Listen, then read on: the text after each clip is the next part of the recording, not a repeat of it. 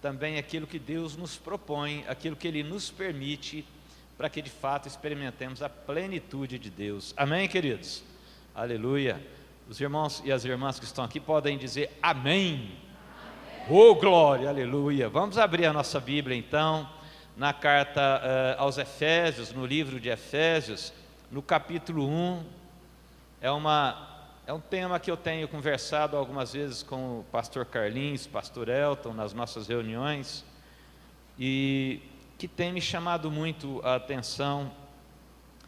E esses dias também eu estive falando também com uma das células também a respeito disso, desse mesmo tema. E a partir do capítulo 1, versículo 15, o apóstolo Paulo está aí, quem é o escritor dessa carta é ele, e nós sabemos também que as cartas foram escritas e endereçadas a algumas igrejas especificamente. Depois, sendo encontrados esses manuscritos, elas se tornaram então os chamados livros apostólicos e doutrinários.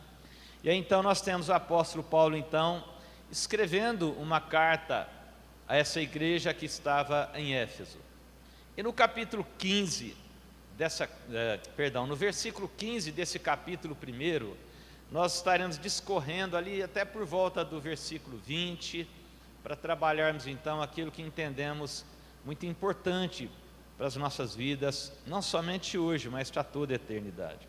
O apóstolo Paulo, escrevendo àquela igreja, ele diz assim no verso 15: por essa razão, desde que ouvi falar da fé que vocês têm no Senhor Jesus e do amor que demonstram para com todos os santos, não deixo de dar graças por vocês, mencionando-os em minhas orações. Peço que o Deus de nosso Senhor Jesus Cristo, o glorioso Pai, lhes dê espírito de sabedoria e de revelação no pleno conhecimento dele. Oro também para que os olhos do coração de vocês sejam iluminados, a fim de que vocês conheçam a esperança para a qual ele os chamou, as riquezas da gloriosa herança dele nos santos e a incomparável grandeza do seu poder para conosco, os que cremos, conforme a atuação da sua poderosa força. Esse poder ele exerceu em Cristo, ressuscitando-o dos mortos e fazendo-o assentar-se à sua direita nas regiões celestiais, muito acima de todo governo e autoridade, poder e domínio, e de todo nome que se possa mencionar, não apenas nesta era, mas também na que há de vir.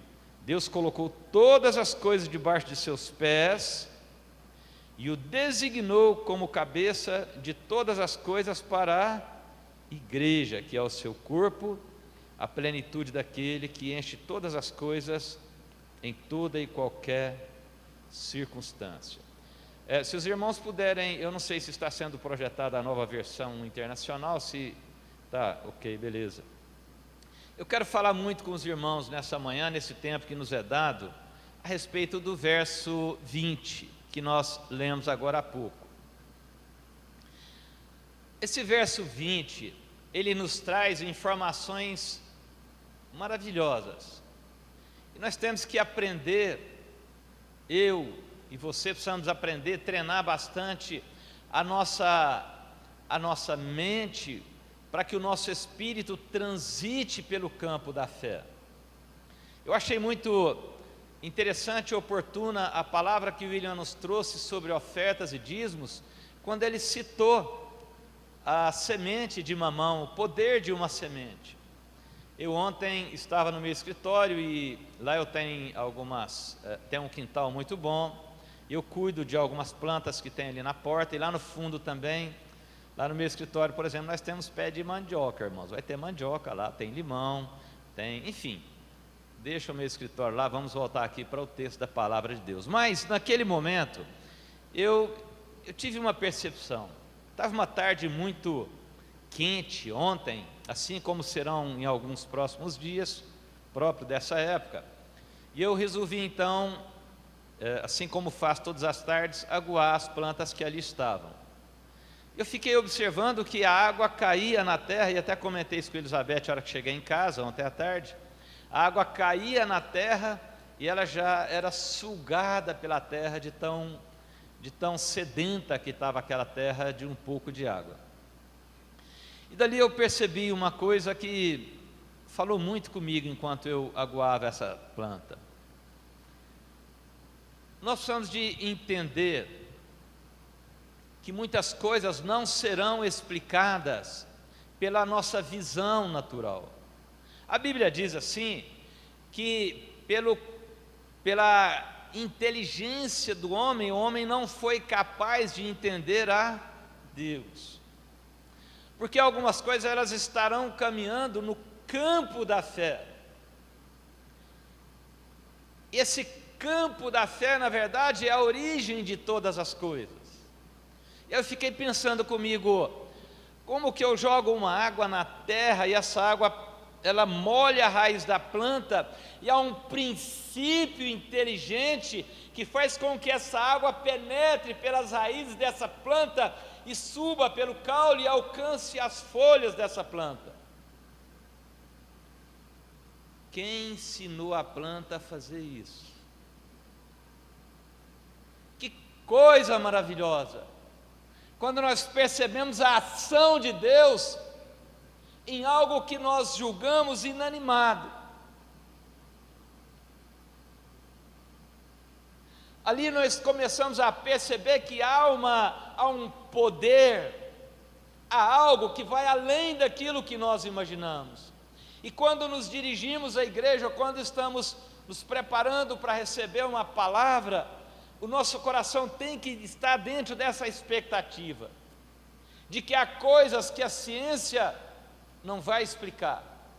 Ela explica que a água sobe pelo caule e alcança as folhas, mas a ciência ainda não conseguiu explicar qual é o princípio que dá essa inteligência a uma planta, para que ela absorva essa água, e essa água então subindo, ela possa então embelezar, dar força para essa planta e produzir também frutos.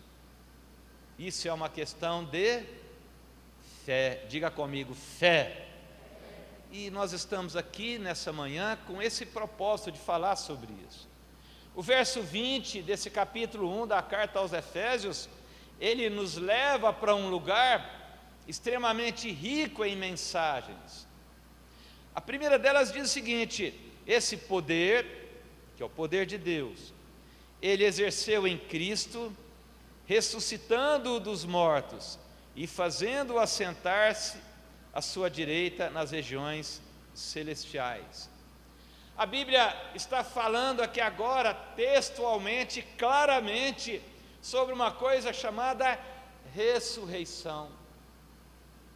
E nós somente conseguimos entender essas coisas espirituais mediante a fé, mediante a presença do Espírito de Deus ministrando no meu e no seu coração. A mente humana não concebe a ressurreição de uma pessoa senão nos momentos seguintes em que ela falece. A ciência diz que depois de algumas horas ou algum lapso de tempo, não tenho aqui essa informação precisa, já não há mais possibilidade de retorno da vida a uma pessoa que passou então pela experiência da morte. Nós temos casos de ressuscitação na Bíblia, e nós temos o caso de Lázaro. A ressuscitação de Lázaro está ali no Evangelho de João, no capítulo 11, e a Bíblia diz que quando Jesus chega diante de Lázaro, no túmulo, Lázaro já estava morto há 4 dias. Você já imaginou o que se processa no corpo humano em poucas horas após a morte? O fato é que Jesus se depara com um estágio de morte que já durara 4 dias. Isso a ciência não consegue explicar. Por isso nós precisamos de entrar no campo da fé, porque o fato é que Jesus liberou uma palavra sobre Lázaro, uma ordem, falou: Lázaro, sai para fora. Acontece, queridos, que no capítulo seguinte do mesmo Evangelho de João, capítulo 12, a Bíblia diz que os sacerdotes estavam procurando a Lázaro para matá-lo. O que isso tem a ver com a nossa mensagem? É que não raramente aquilo que é o símbolo da nossa fé, o memorial da nossa fé, essa palavra memorial é muito usada pelo pastor Elton, o memorial da nossa fé constantemente é atacado.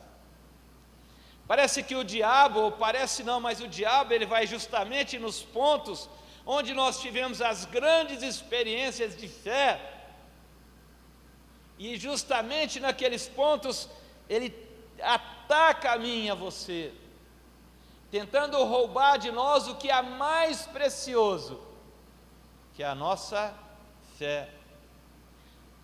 O apóstolo João, escrevendo a carta, ele diz: essa é a vitória que vence o mundo, a vossa fé. Então eu e você, como somos crentes, precisamos trabalhar isso dentro do nosso coração, buscar trazer à nossa memória os feitos de Deus na nossa vida. Esses dias eu e a Elizabeth estávamos aí passeando e chegamos num lugar para comprar presente para o Vitor e a Alice, que estavam conosco ali naquele lugar. E agora que eu estou lembrando que nós não compramos nada para os meninos da Vanessa, né? Bem, depois você me lembra a gente corrigir essa injustiça aí, né? Mas eu olhei ali naquela estante ali, o Vitor chama de ônibus, que é um ônibus, é o carrinho que ele queria, compramos para ele o carrinho. E eu vi ali naquela estante também uma Kombi branca, e falei para Elizabeth, falei: bem, olha aqui, essa Kombi aqui lembra a Kombi que a igreja tinha no início da obra. E a Beth falou: é interessante que a hora que eu olhei para essa Kombi também, eu tive a mesma lembrança. E nós compramos então essa Kombi e demos para o pastor Carlinhos uma Kombi de aniversário. Irmãos, quem de vocês deu algum carro para o pastor de aniversário? Ninguém, eu dei. Ainda que de plástico, né, irmãos? Faça-se essa observação. É de metal, a Beth está falando que é de metal, é isso mesmo. Mas então, queridos, por que eu estou dizendo isso? Porque aquela Kombi é um memorial, Lázaro é um memorial do poder de Deus manifesto, e na sequência, por algum motivo, justamente a religiosidade, a cúpula da religiosidade, que são os sacerdotes, estavam pensando em como matar a Lázaro. E o nosso Lázaro é o grande milagre que Deus fez na nossa vida, e ele carece constantemente de ser regado. Quantos entendem o que estou falando? Traga à sua memória coisas que te dão esperança, coisas que você olha para trás e você possa dizer com toda a sua força que aquilo foi uma ação de Deus. Isso é o que está aqui no versículo 20 desse capítulo 1 dessa carta aos Efésios. E aí, para a gente voltar a essa passagem aqui, eu quero contextualizar com vocês, nesse mesmo capítulo, no versículo 1 dele, o apóstolo Paulo diz assim: olha, bendito seja o Deus e Pai de nosso Senhor Jesus Cristo, que nos tem abençoado com toda sorte de bênçãos espirituais nas regiões celestiais em Cristo Jesus. O que o apóstolo Paulo está dizendo lá no verso 1 deste capítulo, lá no verso 3 desse capítulo, é que aquele povo, aquela igreja, ela era uma igreja que já havia sido o quê? Abençoada. E a Bíblia diz que essa igreja estava abençoada com toda sorte de bênçãos. Mas onde estavam essas bênçãos? Nas regiões celestiais em Cristo Jesus. Por isso, a nossa necessidade de transitarmos pelo mundo espiritual, a fim de que alcancemos essas bênçãos e elas possam se materializar nas nossas vidas. No verso 15, ele continuando depois, ele diz: olha, por essa razão, desde que ouvi falar da fé que vocês têm no Senhor Jesus e do amor que demonstram para com todos os santos, não deixo de dar graças por vocês, mencionando-os em minhas orações. Ele está dizendo: olha, eu não paro de orar por vocês, eu sempre menciono vocês nas minhas orações. Mas ele fala algo interessante, ele reforça essa ideia de que aquela era uma igreja de fé, porque ele diz no verso 15: desde que ouvi falar da fé que vocês têm no Senhor. Às vezes nós até temos fé, irmãos, às vezes não, nós temos fé. Quantos podem dizer amém? Glória a Deus. Nós temos fé. A fé também era uma realidade dentro daquela igreja, e não somente a fé, mas o amor que havia entre as pessoas. Quando eu entrei aqui nesse templo hoje, que eu vi o seu Gilberto, me deu assim aquele sentimento de saudosismo, e comentei com ele, falei: pastor Gilberto, né? Amém? Seu Gilberto, que como faz falta a gente poder abraçar, não é isso, irmãos? Os nossos cultos são permeados de abraços em épocas normais. Os nossos cultos são marcados por isso. Como é bom a gente impor as mãos sobre alguém e orar por alguém. Como é bom alguém impor as mãos sobre nós e nós recebermos uma oração dessa pessoa. Eu estava aqui pensando antes de subir para o púlpito e falei: quem dera esse momento agora nós pudéssemos ter uma liberdade maior e um dos irmãos pudesse se aproximar de mim, fazer uma oração por mim, para que Deus possa falar através de mim ali no púlpito. E quando eu ia subindo, a minha ajudadora se aproximou de mim, pôs a mão em mim e falou assim: Deus te abençoe. Isso é o mundo da fé que nós vivemos. Amém? Era uma igreja que tinha isso, ela tinha amor, ela tinha fé. E aí no verso 17 então, o apóstolo Paulo pede a Deus algumas coisas a mais que o amor e que a fé que havia naquela igreja. Ele diz assim: ó, peço que o Deus de nosso Senhor Jesus Cristo, verso 17, o glorioso Pai, lhes dê espírito de sabedoria e de revelação. Porque precisamos do espírito de sabedoria. A sabedoria não é necessariamente a quantidade de informações que nós temos, mas eu entendo a sabedoria como sendo algo que a quantidade de informações que nós temos, ainda que sejam poucas, que elas sejam bem utilizadas, de tal maneira que a Bíblia diz que o Senhor não chamou muitos homens sábios, pelo contrário, chamou homens iletrados. Mas esses homens tinham uma coisa chamada sabedoria. Quantos entendem o que estou falando? Diga amém. Tinha sabedoria.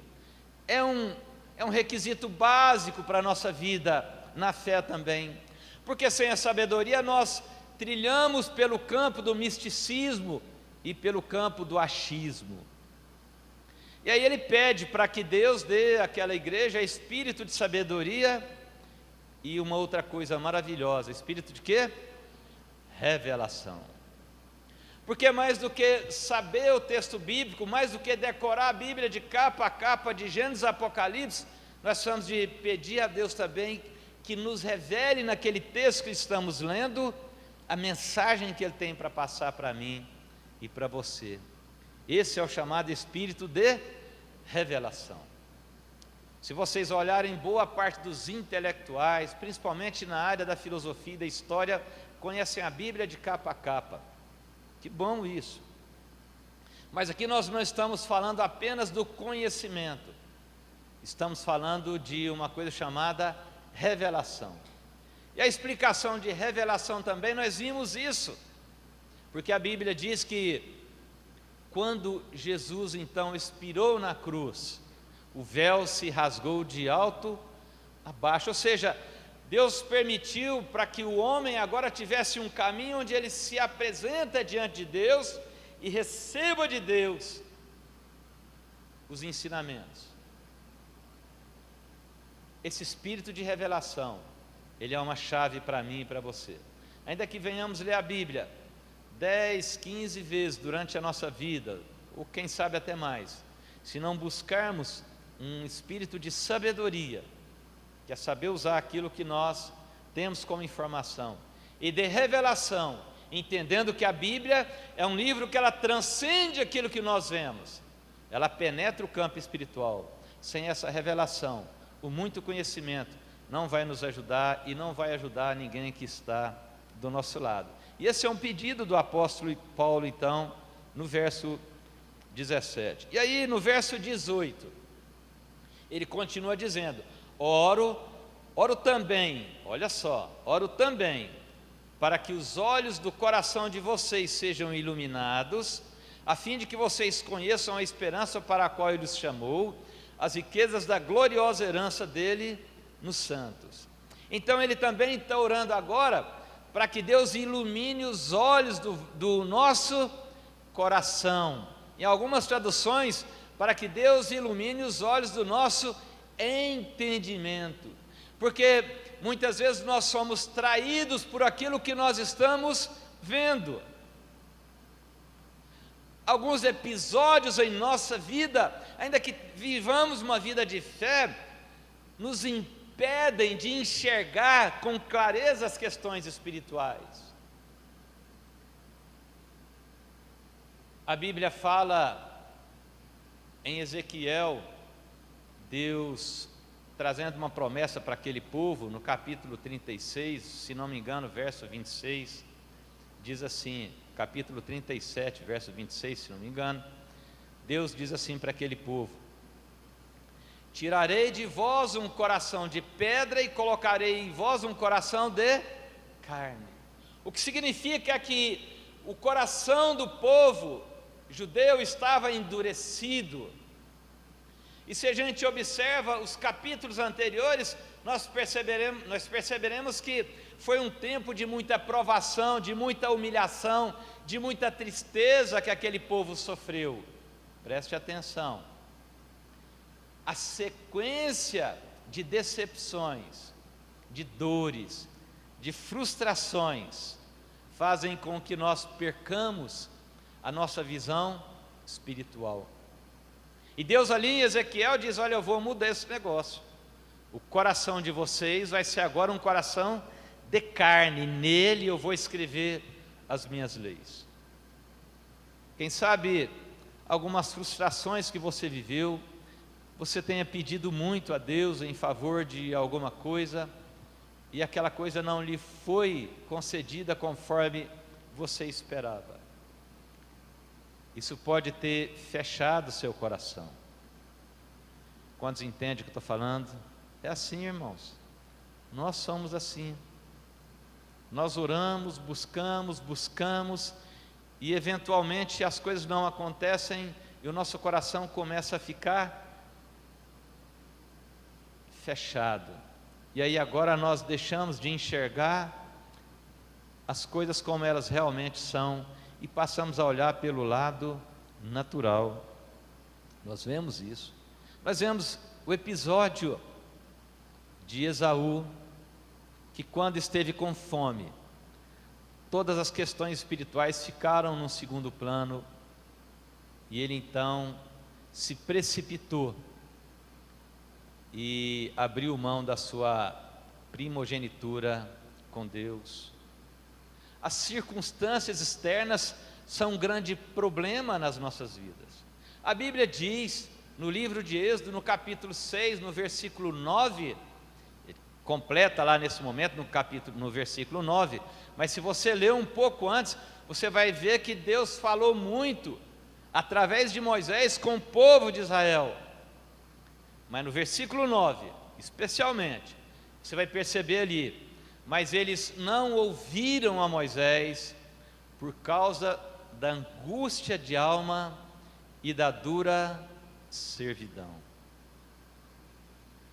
Por isso, tão importante o ministério de louvor durante um culto de adoração, porque o ministério de louvor, ele vai entoar cânticos que vão preparar nossa alma e tirar de nós essa angústia de coração, porque essa angústia de coração, em muitos momentos, é um grande entrave para que a palavra que será pregada posteriormente possa preencher o nosso espírito. Entende isso aí, irmãos? De tal maneira que, infelizmente, às vezes no início da nossa conversão, sem entender muito o que significa o louvor, além do que é glorificar e adorar a Deus, mas também cumpre um propósito muito grande nas nossas vidas, de preparar o nosso coração. Não preparar o coração de Deus, Deus não está em conflito, Deus não precisa ser massageado, mas nós precisamos, irmãos, e da importância também do louvor. Então a Bíblia vai dizer isso lá em Êxodo, no capítulo 6, do versículo 9, mas também a Bíblia vai dizer no capítulo, se não me engano, 28 do livro de Gênesis, quando Jacó teve um sonho. Jacó, olha só, irmãos, Jacó estava fugindo, e ele parou para dormir num determinado lugar, e ele pegou uma pedra e colocou por travesseiro. Olha só, dormindo ao relento, e o travesseiro dela era uma pedra, e a Bíblia diz que ele teve um sonho. Às vezes nós estamos precisando, segundo a nossa compreensão, não que isso seja uma verdade, mas às vezes nós desejamos muito ir para um hotel 5 estrelas, ir para um retiro, para um hotel fazenda, para ouvir Deus.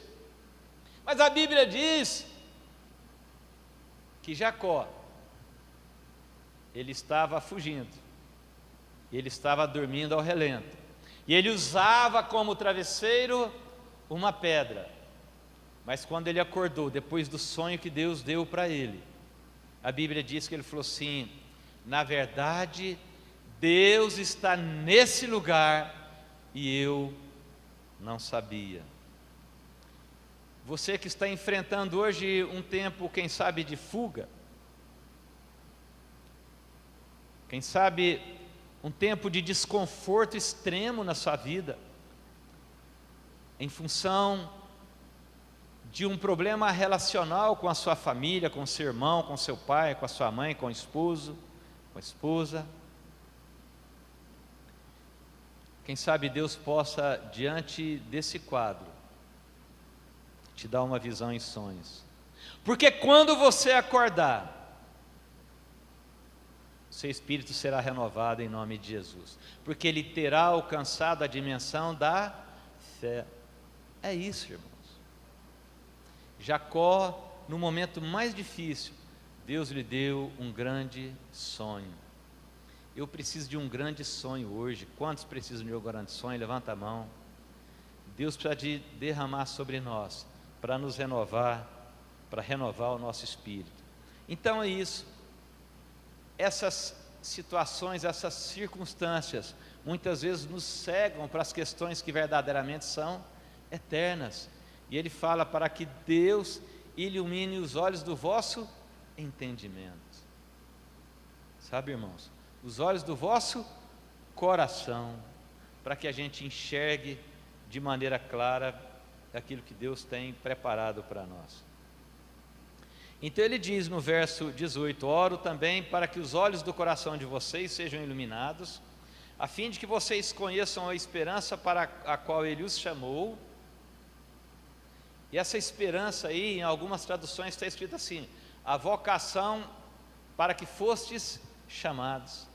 E o apóstolo Paulo vai repetir essa palavra chamamento ou vocação no capítulo 4 dessa mesma carta.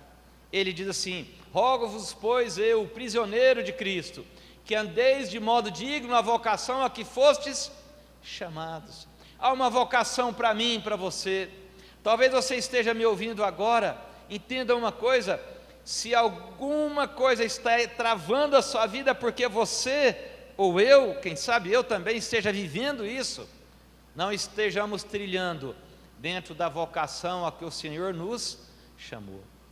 Há coisas que nós estamos querendo fazer que não fazem parte da nossa vocação. Fazemos porque queremos imitar, ou fazemos porque queremos satisfazer os apetites da nossa carne, mas essa não é a nossa vocação. E para que nós entendamos a nossa vocação, nós precisamos de espírito de sabedoria e de revelação, para que os nossos olhos, de fato, possam acordar e entender para que nós somos chamados a esse mundo.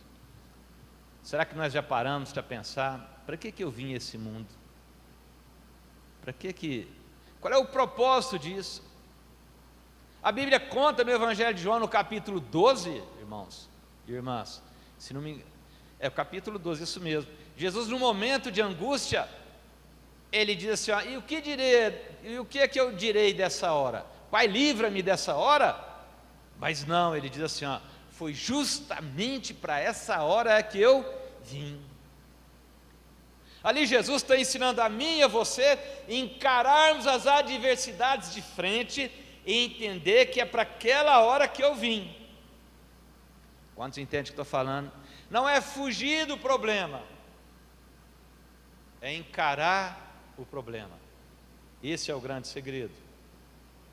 Então, tudo isso vai nos ajudar primeiro, a ajudar a conhecer a vocação para a qual nós fomos chamados, as riquezas da gloriosa herança dele nos santos. E aí Hebreus, ele vai repetir isso novamente, capítulo 1, se não me engano, verso 3, e a incomparável, nosso tempo já está se esgotando, e no verso 19 ele diz: a incomparável grandeza do seu poder para conosco. Nunca duvide do poder de Deus. Ele está dizendo, a incomparável grandeza do seu poder. Olha só o detalhe aqui na leitura, irmãos: a incomparável grandeza do seu poder para conosco. Há um poder disponibilizado na igreja, que é o corpo de Cristo. Ele vai terminar isso aí lá no final. Há um poder maravilhoso de Deus para comigo e com você. E também ele vai dizer no verso 19, a incomparável grandeza do seu poder para conosco, os que cremos. Por isso que eu introduzi essa mensagem falando para vocês e nos chamando a mim também, irmãos. Eu preciso muito disso, de que nós temos uma necessidade de andarmos pela fé,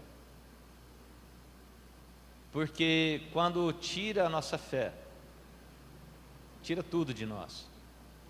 Essa mesma carta, no capítulo 6, o apóstolo Paulo vai ensinar que nós devemos embraçar o escudo da fé, com o qual podemos apagar todos os dardos inflamados do maligno. Sabe aquelas flechas que vão acompanhadas de fogo? É aquilo. E aí ele vai dizer para nós a incomparável grandeza do seu poder para conosco, comigo e com você que está nos assistindo também. Os que cremos, conforme a atuação da sua poderosa força. E aí, irmãos, eu quero aqui concluir, mostrar para vocês algo também maravilhoso. Ele vai dizer assim, esse poder ele exerceu em Cristo. Presta atenção, vamos entender isso aqui com muita clareza. A Bíblia diz que Deus exerceu um grande poder sobre Cristo, ressuscitando dentre os mortos. Esse poder da ressurreição, que a ciência não explica, é um poder que o Senhor também, Ele exerce sobre mim e sobre você. Agora, preste atenção em alguns detalhes aí. Você já imaginou se você é digno ou digna de sobre você haja a manifestação de um poder que houve sobre aquele que nunca pecou? Jesus Cristo. Aqui nós vemos muitas coisas ensinadas. A primeira delas é a misericórdia de Deus. Segunda, a bondade de Deus. Então ele diz, esse poder que ele usou lá para ressuscitar Jesus Cristo, ele também é um poder que está disponível para mim e para você. Daí nós entendemos que muitas coisas nas nossas vidas, muitos sonhos que estão mortos, agora podem experimentar e serem realizados em Cristo Jesus. Ele diz, esse poder, ele exerceu em Cristo, ressuscitando-o dos mortos e fazendo-o assentar à sua direita nas regiões celestiais. Olha que coisa maravilhosa, irmãos. Qualquer dia desse nós traremos a continuidade dessa mensagem, porque nós vamos falar sobre ressurreição, mas vamos falar também sobre nascimento e morte, para entendermos que em tudo há um propósito de Deus. Mas a Bíblia diz que esse poder que está disponível para mim e para você, que em Colossenses a Bíblia diz que em Cristo Jesus reside toda a plenitude da divindade. Então ele diz, esse poder ele exerceu em Cristo, ressuscitando-o dos mortos e fazendo-o assentar à sua direita nas regiões celestiais. A ressurreição de Cristo, preste atenção nisso, irmãos, é a comprovação de que a fé vence o império. Quantos entendem o que estou falando? O império achou que havia matado a Jesus, mas Deus o ressuscitou de tal maneira que a ação exercida sobre Jesus, ela não veio de nenhum homem, ela veio dos céus. Amém? A ressurreição de Jesus significa o império derrotado. A Bíblia diz que Ele nos tirou do império das trevas e nos transportou para o reino do Filho do seu amor. Presta atenção, o poder de Deus, Ele não somente vence os impérios, mas Ele também é capaz de vencer uma traição que eu e você possamos ter sido vítimas. Quantos entendem isso? Jesus morreu porque foi traído. É óbvio que havia uma mensagem e um propósito espiritual por conta disso, mas do campo natural, ele foi entregue, foi traído. Mas o poder dele é capaz de fazer, o poder de Deus é capaz de fazer com que seja anulado qualquer tentativa contra mim e contra você.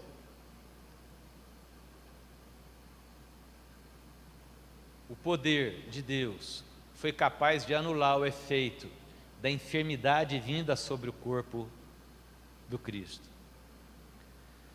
Prestem atenção, a Bíblia diz em Isaías que Ele, aprove a Ele enfermar-se por mim e por você. Quem sabe a sua demanda nessa manhã seja a cura de uma enfermidade. A Bíblia diz que quando Jesus é ressuscitado, a falência de órgãos que o havia dominado por ocasião da sua morte, agora é derrotada. Olha que coisa. E mais do que isso, e concluindo, porque o nosso tempo já se esgotou, a Bíblia diz que Ele morreu por conta dos nossos pecados. Mas a mesma Bíblia diz que Deus o ressuscitou dos mortos, de tal maneira que o meu e o seu pecado já não é mais imputado a mim e a você. Isso se chama graça. A Bíblia diz: quem está em Cristo é nova criatura, as coisas velhas se passaram, eis que tudo se fez novo. Deus está aqui nesse lugar. Queria te convidar a ficar de pé, para nós estarmos fazendo uma oração.